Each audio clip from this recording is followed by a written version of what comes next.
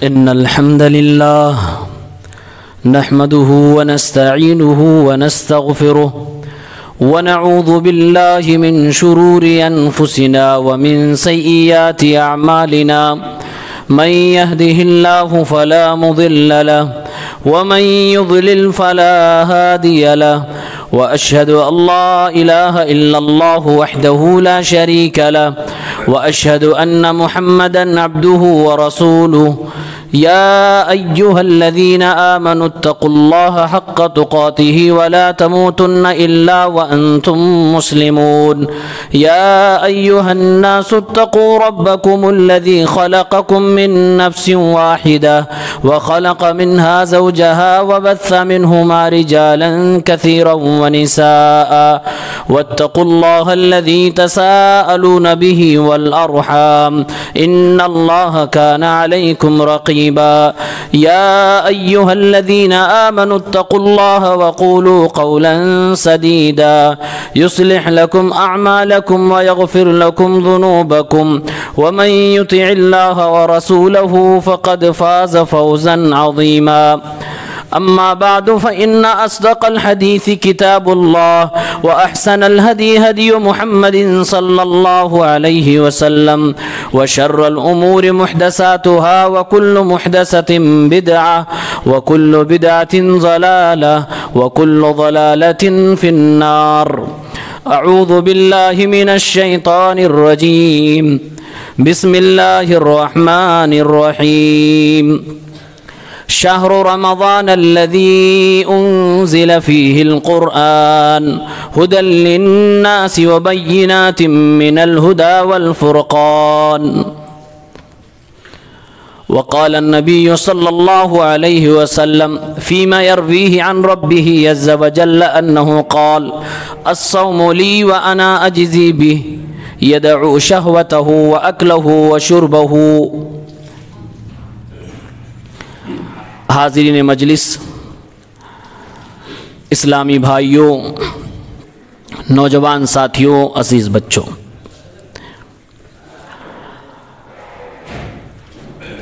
کچھ ساعتوں اور گھڑیوں کے بعد ماہ مبارک و ماہ مقدس اپنی تمام تر رحمتوں برکتوں کے ساتھ ہم سب پر سایہ فگن ہونے والا ہے۔ اس مہینے کی مبارکبادی میں آپ کو اسی انداز اور اسی الفاظ میں دینا چاہتا ہوں جیسا کہ ہمارے نبی صلی اللہ علیہ وسلم نے اپنے پیارے صحابہ کو دیا تھا۔ سنن نسائی کتاب الصوم حدیث نمبر 2106، ابو ہریرہ رضی اللہ تعالی عنہ حدیث کے راوی ہیں، کہتے ہیں کہ رسول اللہ صلی اللہ علیہ وسلم نے ارشاد فرمایا: اتاکم رمضان شہر مبارک فرض اللہ علیکم صیامہ تفتح فیہ ابواب السماء وتغلق فیہ ابواب الجحیم وتغل فیہ مردۃ الشیاطین وللہ فیہ لیلۃ خیر من الف شہر من حرم خیرها فقد حرم. رواہ النسائی۔ اللہ کے رسول صلی اللہ علیہ وسلم نے ارشاد فرمایا، رمضان سے قبل یا رمضان کی شروعات میں، اے میری امت کے لوگوں، رمضان تمہارے اوپر آ چکا ہے، یہ مبارک مہینہ ہے، اس کے روزوں کو اللہ نے تمہارے اوپر فرض قرار دیا ہے۔ اس مہینے میں آسمان اور جنت کے دروازے کھول دیے جاتے ہیں، اس مہینے میں جہنم کے دروازوں کو بند کر دیا جاتا ہے، سرکش شیاطین کو بیڑیوں میں جکڑ دیا جاتا ہے، اور اللہ کے لیے اس مہینے میں وہ مبارک اور بابرکت گھڑی آتی ہے، وہ مقدس رات آتی ہے جو اکیلی 1000 مہینوں کی عبادت سے بہتر ہوتی ہے۔ من حرم خیرہا فقد حرم، جو اس مہینے کی خیر و برکت سے محروم ہو جائے، یقیناً وہ محروم ہے، یقیناً وہ بد نصیب ہے، یقیناً اسے افسوس کرنا چاہیے اور اپنی زندگی پر ایک بار نظر ثانی ضرور کرنی چاہیے۔ تو یہ حدیث پاک جس میں رسول اللہ صلی اللہ علیہ وسلم نے رمضان کے حوالے سے کچھ باتیں عرض کی، اس حدیث کے حوالے سے آپ کے سامنے بات رکھی گئی۔ قرآن کریم سورہ بقرہ کی آیت نمبر 185 میں اللہ عز و جل نے اس مہینے کا نام لیا ہے اور پھر اس مہینے کی فضیلت کو بتانے کے لیے اپنے کلام کو بطور ریفرنس پیش کیا ہے۔ فرمایا اللہ رب العالمین نے شہر رمضان الذی انزل فیہ القرآن ھدی للناس وبینات من الھدی والفرقان، رمضان کا یہ مبارک مہینہ، شہر رمضان، the month of رمضان، اس مہینے کا نام لینا اللہ کا، اس مہینے کی اہمیت خصوصیت کو اللہ رب العالمین مسلمانوں کی نگاہ میں بڑھا دیتا ہے۔ اور پھر اس کے آگے اللہ نے فرمایا الذی انزل فیہ القرآن، یہی وہ مبارک مہینہ ہے جس میں قرآن کریم کو نازل کیا گیا۔ لیلۃ القدر میں اللہ رب العالمین نے لوح محفوظ سے آسمان دنیا پر قرآن کریم کو ایک بارگی نازل فرمایا، اور اس کے بعد ضرورت کے بقدر محمد الرسول اللہ صلی اللہ علیہ وسلم پر 23 سال میں کچھ سورتیں اور آیتیں نازل ہوتی رہیں۔ ایک بارگی قرآن نازل ہوا تو رمضان میں شب قدر میں نازل ہوا، اور یہ رمضان کی اہمیت کو بڑھا رہا ہے۔ وہ قرآن جو لوگوں کی ہدایت کے لیے کتاب نازل کی گئی، یہ وہ کتاب ہے جو حق و باطل کے درمیان فرق کرنے والی کتاب ہے، بڑا بابرکت مہینہ ہے۔ سنن ترمذی کتاب الصوم 682، اللہ کے رسول صلی اللہ علیہ وسلم فرماتے ہیں جب رمضان کا مہینہ آتا ہے، اذا کان اول لیلۃ من شہر رمضان، جب رمضان کی مبارک مہینوں میں سے، رمضان کی مبارک راتوں میں سے پہلی رات آتی ہے، اللہ رب العالمین جنت کے سارے دروازوں کو کھلوا دیتا ہے، جہنم کے سارے دروازوں کو اللہ بند کروا دیتا ہے۔ تمام سرکش شیاطین جو اس زمین پر انسان کو گمراہ کرنے کے لیے، گناہوں کی دلدل میں لے جانے کے لیے بھیجے گئے تھے، اللہ تعالیٰ ان سب کو بیڑیوں میں جکڑوا کر ان کو بند کروا دیتا ہے، اور اللہ رب العالمین کی طرف سے ایک آواز دینے والا رمضان کی پہلی رات میں آواز دیتا ہے۔ نبی کریم صلی اللہ علیہ وسلم ارشاد فرماتے ہیں وَيُنَادِي مُنَادِي، ایک ندا لگانے والا، ایک اناؤنس کرنے والا، ایک آواز دینے والا پکار کر کہتا ہے یا باغی الخیر اقبل و یا باغی الشر اقصر، اے وہ لوگوں جو پورے سال گناہ کرتے رہے ہو، اب گناہوں سے رک جاؤ، اب وہ مبارک مہینہ آ گیا جس مہینے میں تمہارے گناہوں کی دھلائی ہونے کی چانس ہے، جس مہینے میں تم اپنے آپ کو پاک کر سکتے ہو، جس مہینے میں تم اپنا تزکیہ کر سکتے ہو۔ یا باغی الخیر اقبل، اگر تمہاری نیت درست ہے تو نیکیوں کے لیے، خیر کے لیے، بھلائی کے لیے آگے بڑھو، تیاری کرو اور اللہ رب العالمین کی بارگاہ میں حاضری دو۔ وَيَا بَاغِيَ الشَّرِّ اقصر، اور اگر تم گناہ کرنے والے ہو، ارادہ تمہارا گناہ کرنے کا ہے تو اب یہیں پر بس کرو، رہنے دو۔ یہ آواز رمضان کی پہلی رات کو لگائی جاتی ہے۔ وَلِلَّهِ وَتَقَاءُ مِنَ النَّارِ وَذَلِكَ فِي كُلِّ لَيْلَةٍ، رمضان کی ہر رات میں اللہ رب العالمین اپنے بندوں کو جہنم سے آزاد فرماتا ہے۔ بڑی مبارک راتیں ہوا کرتی ہے۔ آج ہماری رمضان کی راتیں جاگنے میں، چائے نوشی میں، شباشی میں، دیگر کام کاج میں جا رہی ہیں، لیکن رمضان کی راتیں عبادات میں نہیں جاتی۔ اللہ کے نبی نے یہ ساری باتیں اس لیے بتائیں تاکہ رمضان کی ایک ایک سیکنڈ کو، ایک ایک لمحے کو، ایک ایک وقت کو، ایک ایک رات کو میرا امتی گراں قدر سمجھے اور اس میں خوب سے خوب عبادت کرنے کی کوشش کرے۔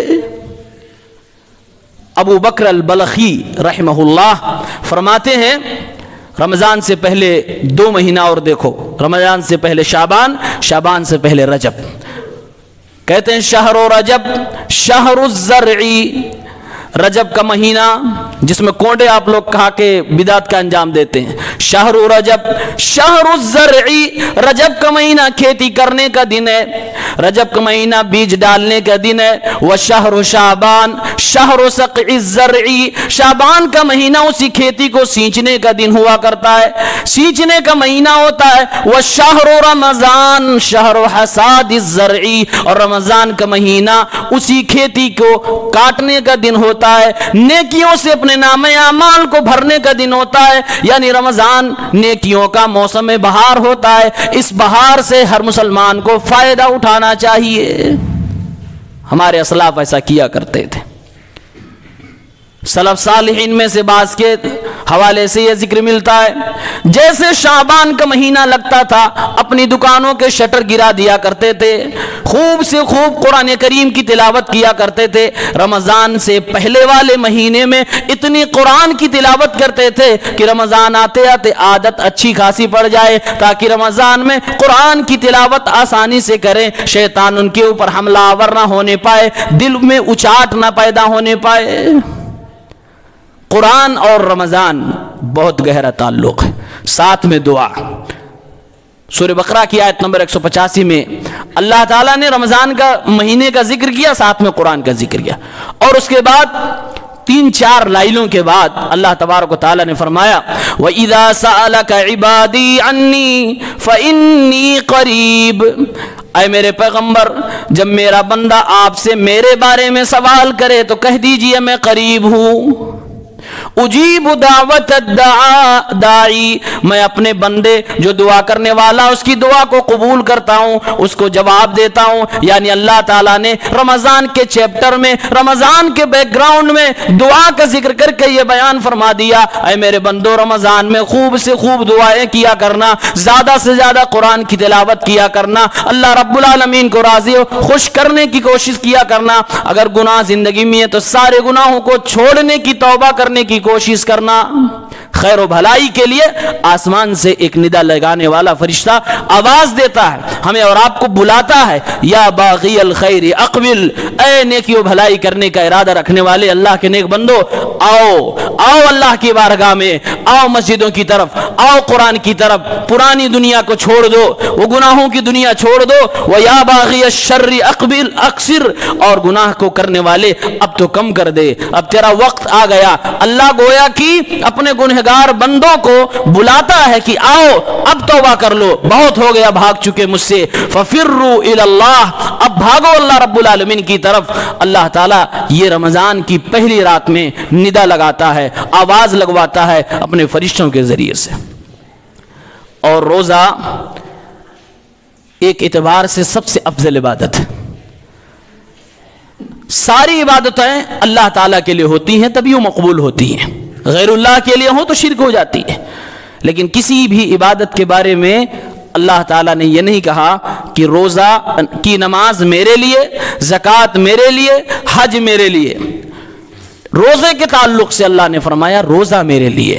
صحیح بخاری میں کتاب التوحید 7482 امام بخاری نے اس حدیث پاک کو کتاب التوحید میں ذکر کیا ہے.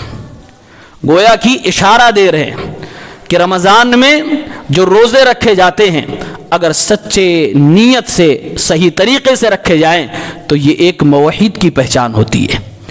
فرماتے ہیں ابو ہریرہ رضی اللہ تعالیٰ عنہ حدیث قدسی بیان کرتے ہیں، کہتے ہیں اللہ کے نبی صلی اللہ علیہ وسلم نے اس حدیث کو اللہ رب العالمین سے روایت کیا ہے. خود اللہ رب العالمین نے فرمایا الصوم لی وانا اجزی بہ، روزہ میرے لیے ہے، میں ہی اس کا بدلہ دوں گا. یدعو شہوتہ واکلہ وشربہ، میرا بندہ اپنی خواہشات کو بھی جو اس کے لیے جائز حلال ہیں اپنی بیوی سے روزے کی حالت میں نہیں ملتا. میرا بندہ جو اس کے لیے کھانا پینا حلال ہے، اس کی جائز کمائی کی ساری چیزیں سامنے موجود ہیں، لیکن وہ بندہ کھاتا نہیں، اپنی پیاس کو روک کے رکھتا ہے، اپنی بھوک کو روک کے رکھتا ہے. وہ سب کا سب میرے لیے کر رہا ہے، قربانیاں میرے لیے کر رہا ہے، برداشت میرے لیے کر رہا ہے، میں ہی روزے کا بدلہ دینے والا ہوں. علماء نے لکھا ہے کہ ہاں اللہ تعالیٰ نے خاص طور سے روزے کو یہ کیوں کہا کہ یہ میرے لیے؟ کہا اس لیے کہ روزہ ایک باطنی عبادت ہے. باطنی مطلب ایک ایسی عبادت ہے جس عبادت کے حوالے سے آپ کے پڑوسی کو، آپ کے پارٹنر کو بھی نہیں پتا چلے گا، وہ صرف آپ اور آپ کے رب کے درمیان کی چیز ہوتی ہے. گویا کہ اسی لیے بعض علماء نے کہا ہے کہ لیس فی الصوم ریا، روزے میں ریاکاری ہو ہی نہیں سکتی. ہاں اگر آدمی روزہ رکھ رہا ہے اور سب کو بتاتا پھر رہا ہے میں روزے سے ہوں، آج میں کل روزہ تھا پرسوں رکھوں گا، سب کو بتاتا پھر رہا، تو ممکن ہے ریاکاری آ جائے، لیکن ویسے اصلاً روزے کے اندر ریاکاری کا امکان نہیں ہوتا ہے. اسی لیے ایک اہم نقطے کی بات، اصلاح کی بات بتا رہا ہوں. رمضان میں جو لوگ نیت اپنی زبان سے کرتے ہیں وہ اللہ کے نبی صلی اللہ علیہ وسلم نے جو حدیث اللہ تعالیٰ سے روایت کی ہے اس حدیث کے خلاف کرتے ہیں. اللہ نے کہا الصوم لی، روزہ میرے لیے، یعنی میرے بندے اور میرے درمیان کی عبادت ہے، چھپی ہوئی عبادت ہے. اس کی بیوی کو بھی نہیں پتا چلتا کہ سچی نیت سے روزہ رکھ رہا ہے، چپکے سے کچھ اکاد مارا بھی ہے کہ نہیں مارا ہے، اللہ صرف جانتا ہے اور وہ بندہ جانتا ہے. وہ اللہ اور بندے کے درمیان کی عبادت ہے. اور ادھر جب صبح روزے کی نیت کے لیے اعلان کروایا جاتا ہے، گویا کہ اپنے روزے کا اعلان کیا جاتا ہے کہ آپ سب اپنے روزے کا اعلان، ایک چھپی ہوئی عبادت جس کے چھپنے کی وجہ سے اللہ تعالیٰ فرما رہا ہے میرے لیے ہے، میں اس کا بدلہ دوں گا. اللہ رب العالمین کے یہ کہہ دینا کہ روزہ میرے لیے ہے، یہ اس عبادت کے افضل ہونے کی گارنٹی ہے اور بہت زیادہ اہمیت کا حامل ہے. لہذا زبان سے روزے کی نیت کرنا بدعت ہے. اور میں اس لیے کہہ رہا ہوں کیونکہ کسی بھی روایت کے اندر یہ الفاظ نہیں ملتے بصوم غد کہ میں کل کے روزے کی نیت کر، یہ الفاظ ہی نہیں ہے، یہ بنایا گیا ہے. یہ لوگ جاہل ہیں نا تو سمجھ روزے کی نیت کرنا ضروری ہے، اس میں کوئی شک نہیں، لیکن دل سے نیت کرنا ہے. آپ سحری میں اٹھے، آپ نے سحری کھائی، فجر کی نماز پڑھی، یہی نیت ہے. سحری میں اٹھے آپ کھائے، یہ نیت ہے. لیکن اگر آپ اپنی زبان سے کہہ رہے ہیں کہ میں روزے کی نیت، کل کے روزے کی نیت کر رہا ہوں اللہ رب العالمین کے لیے، الفاظ صحیح ہیں، معنی صحیح ہے، لیکن یہ عمل زبان سے نیت کرنا یہ میرے نبی کا عمل نہیں ہے. لہٰذا ہم اہل حدیث اس کو بدعت کہتے ہیں. اس پر گناہ ملے گا، ثواب نہیں ملے گا، گناہ ملے گا. اگرچہ آپ کی عبادت، آپ کا روزہ صحیح ہو جائے، لیکن ایک بدعت کے ذریعے سے آپ کے روزے کی ابتدا ہو رہی ہے. یہ کسی بھی صحیح حدیث سے ثابت نہیں. روزہ بندے اور اللہ کے درمیان کی چیز ہے. آپ جو صحیح سنت کا طریقہ اس حساب سے روزے کی نیت کریں، انشاءاللہ اللہ تعالی آپ کے روزے کو، ہمارے روزے کو قبول فرمائے گا. رمضان بڑا بابرکت مہینہ ہے. اللہ کے نبی صلی اللہ علیہ وسلم اس مہینے کی نماز کی بھی اہمیت کو بتلاتے ہیں، اس مہینے کی روزے کی اہمیت کو بتلاتے ہیں. اور آپ صلی اللہ علیہ وسلم نے ارشاد فرمایا من صام رمضان ایمانا واحتسابا غفر له ما تقدم من ذنبه، جس نے رمضان کے پورے روزے رکھے ایمان کے اعتبار سے، یعنی اللہ پر ایمان ہے، میں روزہ اس لیے رکھ رہا ہوں کیونکہ اللہ رب العالمین کا حکم ہے، اس لیے نہیں رکھ رہا ہوں کہ لوگ کیا کہیں گے. نیت کا فرق ہوتا ہے. کئی لوگ روزے اس لیے رکھتے ہیں کہ کیا کہیں گے لوگ، اتنا بڑا ہٹا کٹا جوان روزہ نہیں رکھ رہا ہے. ایسی نیت فاسد نیت ہے، یہ غلط نیت ہے. آپ کی محنت رائے گاں جائے گی، برباد جائے گی. اللہ کے نبی نے کہا ایمانن، اللہ پر ایمان ہے، یہ اللہ کا آرڈر ہے. کتب علیکم الصیام، اللہ نے روزہ فرض کیا اس لیے آپ روزہ رکھو.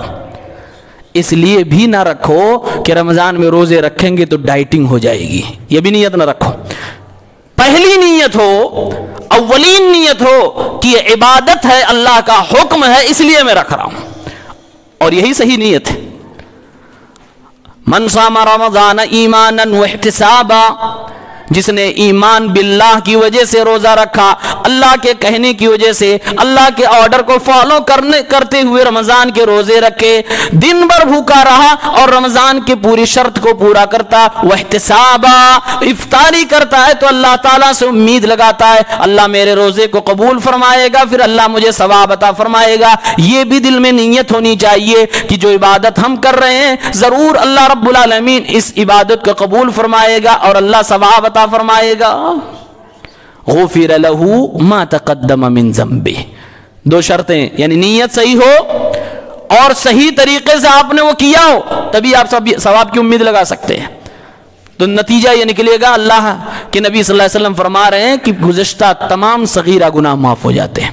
غفر له ما تقدم من ذنبه، جو اس کے پاسٹ میں اس روزے سے پہلے گناہ صغیرہ ہو چکے ہیں سب کے سب معاف ہو جاتے ہیں. بڑی فضیلت ہے. وہ جو فرشتہ آواز لگاتا ہے یا باغی الخیر اقبل، اے نیکی کرنے والا آ، اللہ موقع دے رہا ہے. روزہ رکھو، گزشتہ تمہارے سارے گناہ معاف. اللہ رب العالمین کے سامنے رو، گڑ گڑاؤ، توبہ کرو، بڑے گناہ بھی معاف، حتیٰ کہ شرک بدعت بھی معاف. شعبان کے مہینے میں شبرات میں جو بھی حلوے پلوے کھائے بدعت کیا اس سے بھی توبہ کرو. رجب میں جو کونڈے کھائے اس سے بھی توبہ کرو. ہر مہینے میں تو بدعت ہے. جتنا سال بھر بدعت کیے، شرک میں ملوث ہوئے، سب سے توبہ کرو. اللہ تعالیٰ توبہ کے ذریعے سے سارے گناہوں کو معاف کرنے کو تیار ہے، حتیٰ کہ شرک کو بھی معاف کرنے کو تیار ہے. فرمایا اللہ کے نبی صلی اللہ علیہ وسلم نے، من قام رمضان ایمانا واحتسابا غفر له ما تقدم من ذنبه. اللہ تعالیٰ کے آرڈر کی وجہ سے پیغمبر اسلام جناب محمد عربی صلی اللہ علیہ وسلم کی سنت کو فالو کرتے ہوئے اگر انسان رمضان میں لیلۃ القدر میں رمضان کی راتوں میں قیام اللیل کرتا ہے، تراویح کی نماز پڑھتا ہے، اس امید کے ساتھ کہ ہم سنت کے مطابق تراویح کی نماز پڑھ رہے ہیں، اللہ رب العالمین ضرور اس پہ ثواب عطا فرمائے گا. اللہ کے نبی صلی اللہ علیہ وسلم کی سنت کو اپناتے ہوئے پڑھ رہے ہیں تو اللہ تعالیٰ ثواب عطا فرمائے گا. غفر له ما تقدم من ذنبی، اس کے بھی پچھلے سارے گناہ معاف کر دیے جاتے ہیں. دونوں پہ ثواب ہے، روزہ اور پھر تراویح. تراویح کا مطلب یہ نہیں کہ 5 وقت کی فرض نمازیں گول کرو، صرف تراویح پڑھو. تراویح کتنی بھی افضل ہو جائے، کتنی بھی افضل ہو جائے، ایک ایک رکعت پر لاکھوں ثواب بھی بتا دیا جائے، پھر بھی آپ کی ظہر سے افضل نہیں ہو سکتی، آپ کی عصر سے افضل نہیں ہو سکتی، آپ کی مغرب و عشاء اور فجر سے افضل نہیں ہو سکتی. رمضان میں مسلمانوں کی ذہنی کیفیت یہ بن جاتی ہے کہ تراویح تو پڑھ لیا خوب لمبی لمبی، فجر میں غائب ہے. اللہ کی قسم، فجر کی اہمیت کئی گنا، بلکہ فجر کی 2 رکعت کی اہمیت آپ کی 8 رکعت، 11 رکعت، 20 رکعت، 40 رکعت، 50 رکعت، 100 رکعت سے بھی افضل ہے جو 2 رکعت فجر کی ہے. لہذا فرض کو کبھی بھی ہلکا نہ سمجھیں. فرض پہلے ہے، اس کے بعد سنتیں آتی ہیں، چاہے سنت مؤکدہ ہو یا غیر مؤکدہ ہو، سنت جاریہ ہو یا کیا ہو. مسلمانوں کو یہ بات سمجھنی چاہیے کہ رمضان میں سب سے پہلے جو پرانے گناہ ہیں ان سے توبہ کرنا ہے.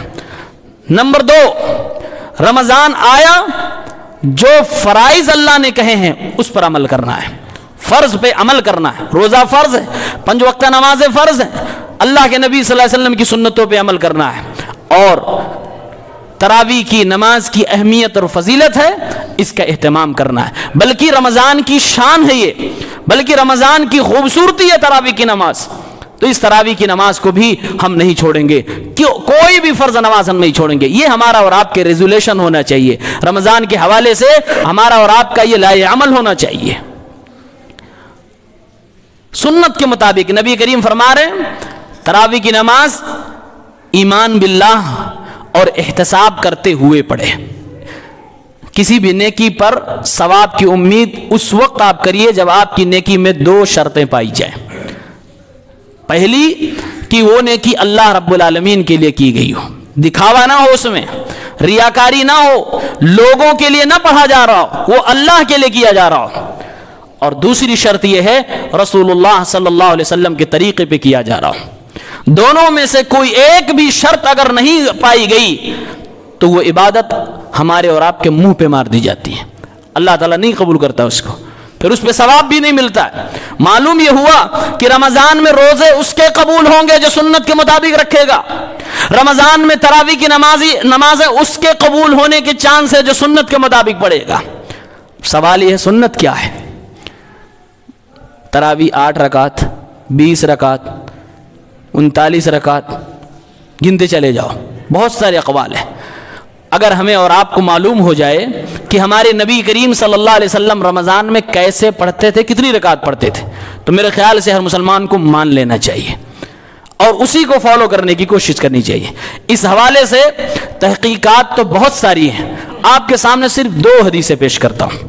صحیح بخاری کتاب صلاۃ التراویح باب فضل من قام رمضان، حدیث نمبر 2014 سے پہلے کی حدیث ہے، 2013۔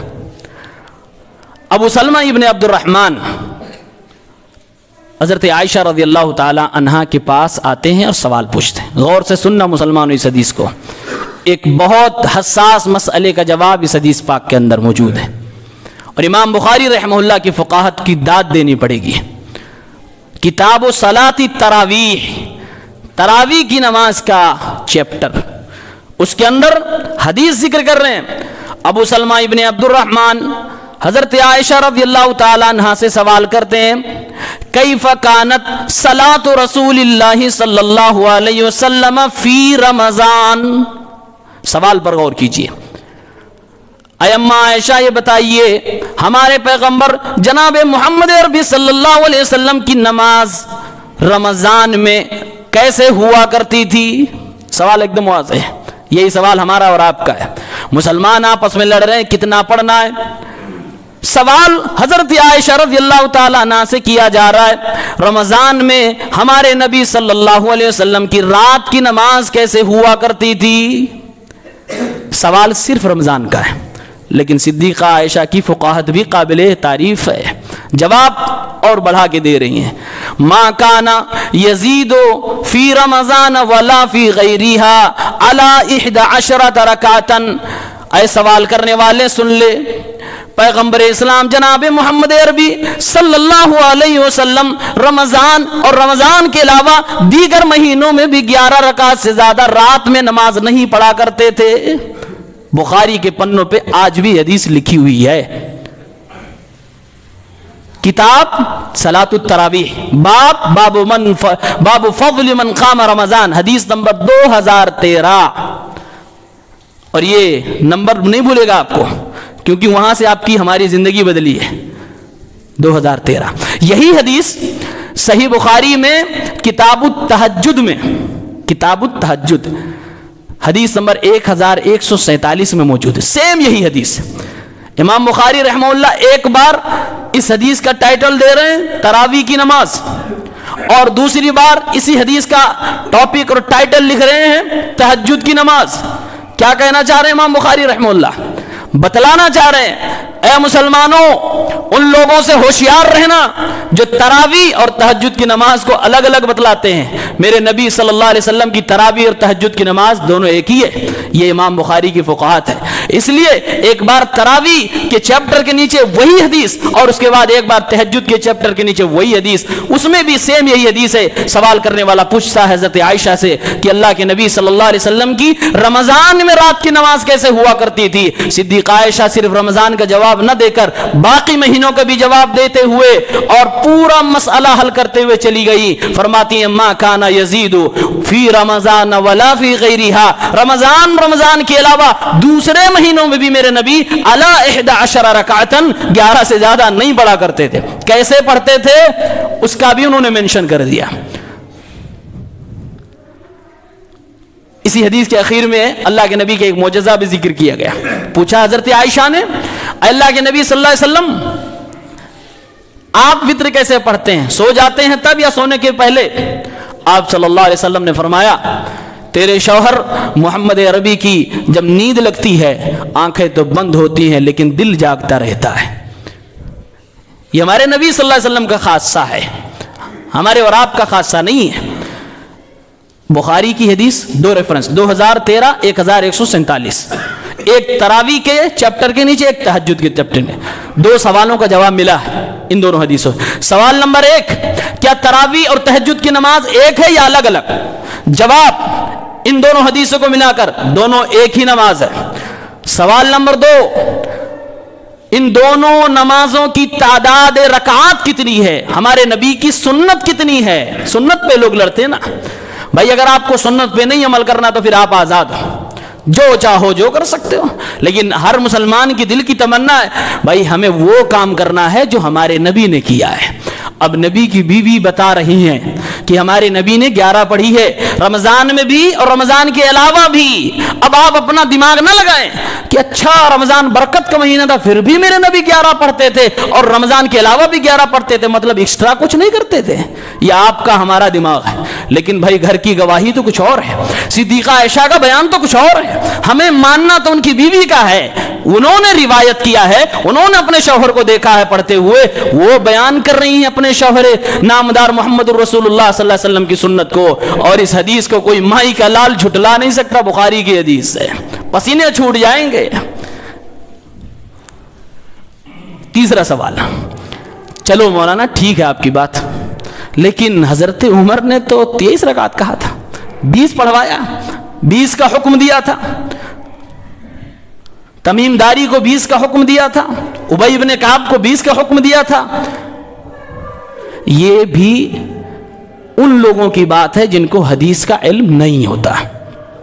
ہاں روایات بہت ہیں, احادیث بہت ہیں, لیکن اس فیلڈ کا ماہر وہ ہے جو صحیح اور ضعیف میں فرق کر لے جائے. لوگ بہت ہیں, لوگوں میں اچھے اور برے کی پہچان کرنے والا ہی ہوشیار ہے.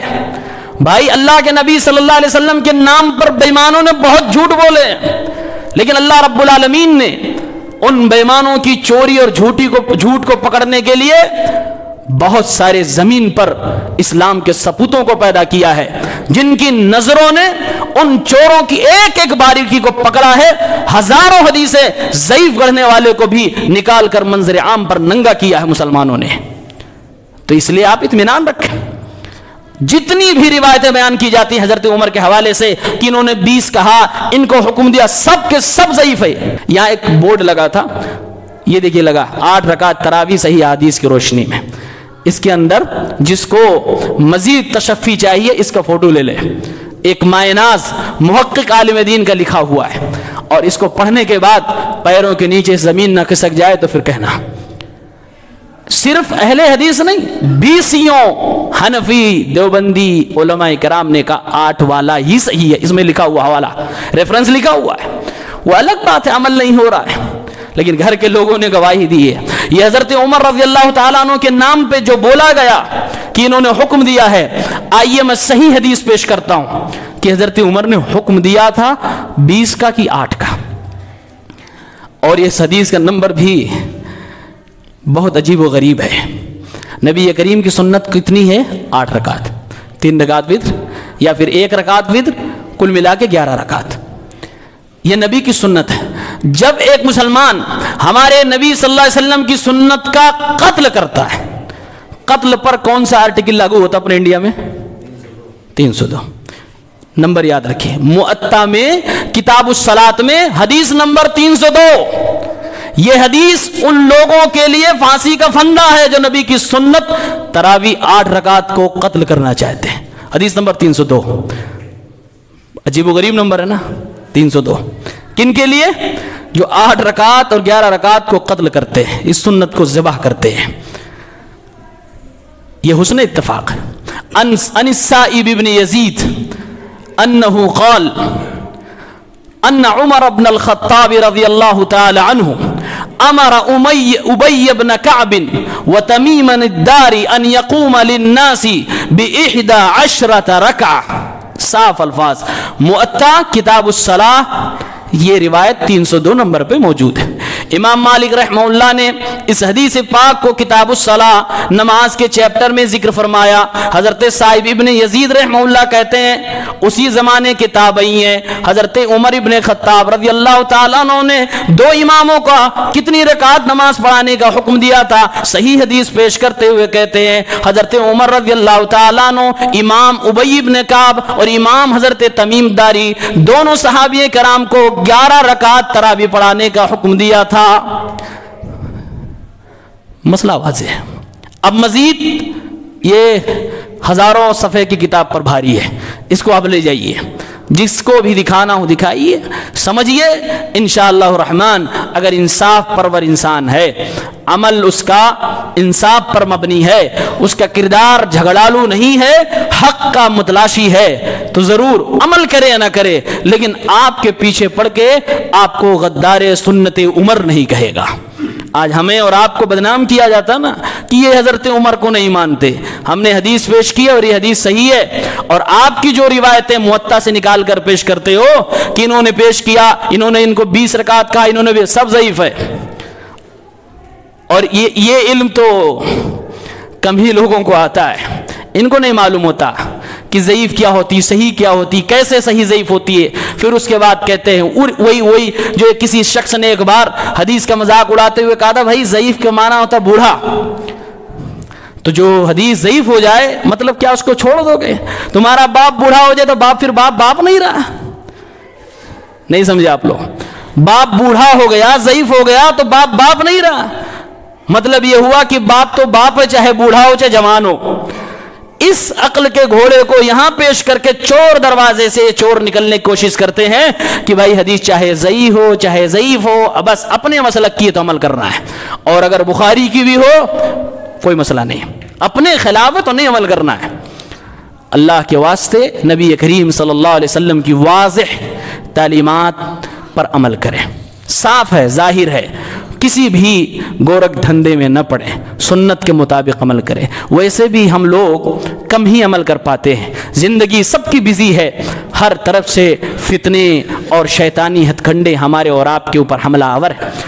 ایسے میں ایک اسمارٹ مسلمان وہ ہے، ایک ہوشیار مسلمان وہ ہے کہ جو بھی نیکی کر رہا خوب چھان پھٹک کے کرے، اخلاص ہو، نبی کی سنت کے مطابق ہو، تاکہ کم سے کم جو ہو وہ کھرا ہو، وہ کھوٹا نہ ہو، نبی کریم صلی اللہ علیہ وسلم کی سنت کے مطابق ہو۔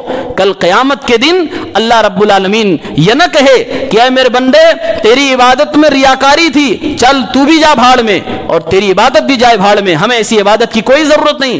اور اگر دوسری شرط نہیں پائی گئی، نبی کریم صلی اللہ علیہ وسلم کی سنت کے مطابق ہم نے عبادت نہ کی اور کہیں ہم بدعت کے شکار ہو گئے، تو حوض کوثر سے ایسے دھتکارے جائیں گے کہ کبھی زندگی میں اس طرح دھتکارے جانے کا سامنا نہیں ہوا ہوگا۔